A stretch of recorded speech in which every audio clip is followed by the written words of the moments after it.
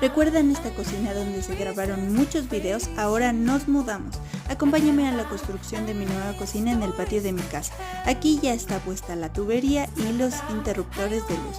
Una amiga arquitecta me ayudó con los planos y estos dos diseños con la recopilación de mis gustos. Manos a la obra. Contratamos a un maestro para que empiece. Primero puso la estructura metálica y la cubierta.